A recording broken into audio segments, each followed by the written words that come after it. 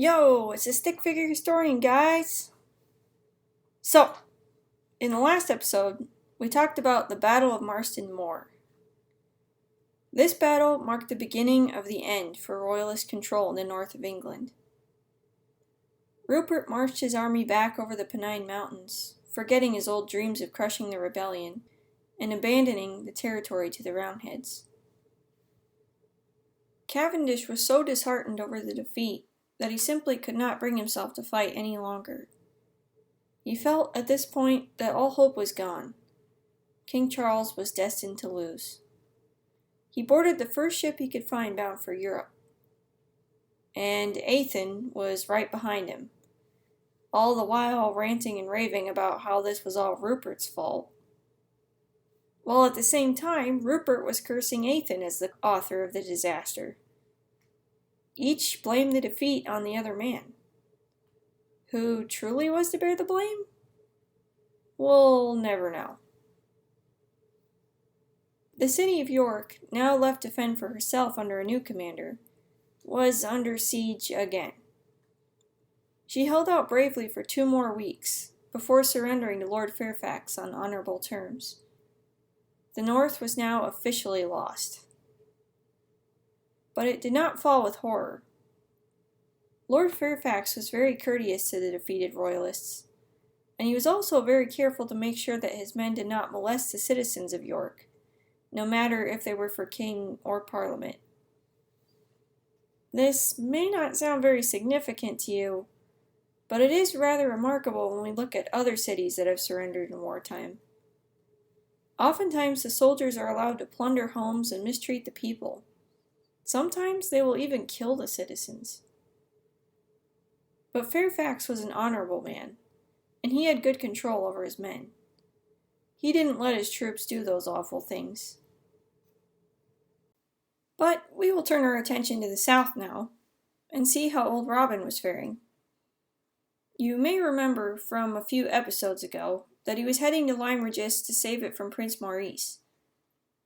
It turned out to be a very easy victory, for the prince simply called a hasty retreat once he heard the Roundhead general was coming. Now, Lyme Regis is very near a part of England called Cornwall, and Cornwall was royalist territory. But there was a man in Cornwall, Lord John Robartes, who did not like King Charles. When Lord Robartes heard that old Robin was so close, he became very excited. He sent word to the general immediately.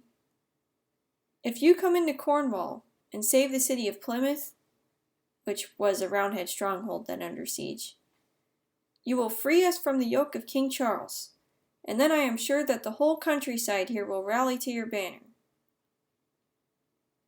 It was quite a big thing to say with very little evidence. But old Robin decided to take Lord Robartes' word for it, and further west he marched, on to Plymouth.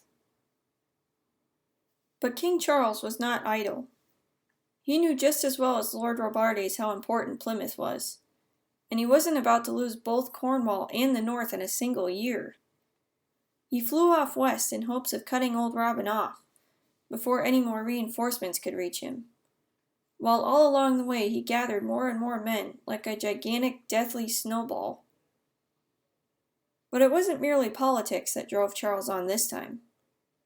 This was something of a more personal nature. Old Robin was not just threatening Cornwall. He was threatening Queen Henrietta.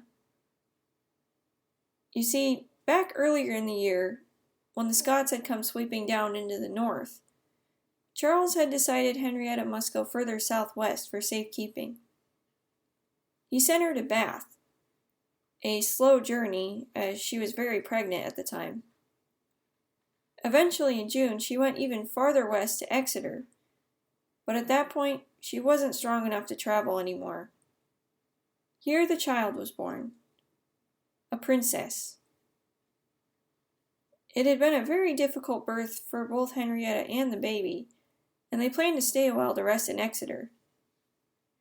But chance would have it that they were, at this moment, squarely in the path of old Robin's march on Plymouth. Frantic, the Queen sent a message to the Roundhead general, begging him to allow her and the baby to go back up to Bath and out of the way of the fighting. But old Robin had other plans. If he captured the Queen, he could easily get King Charles to do whatever he wanted. This was a chance not to be lost by courtesy. He declined Henrietta her safe conduct, and went right on marching into Cornwall. This is what had really made Charles angry. This was the biggest reason he was putting such effort and energy into this march. He had to save the Queen.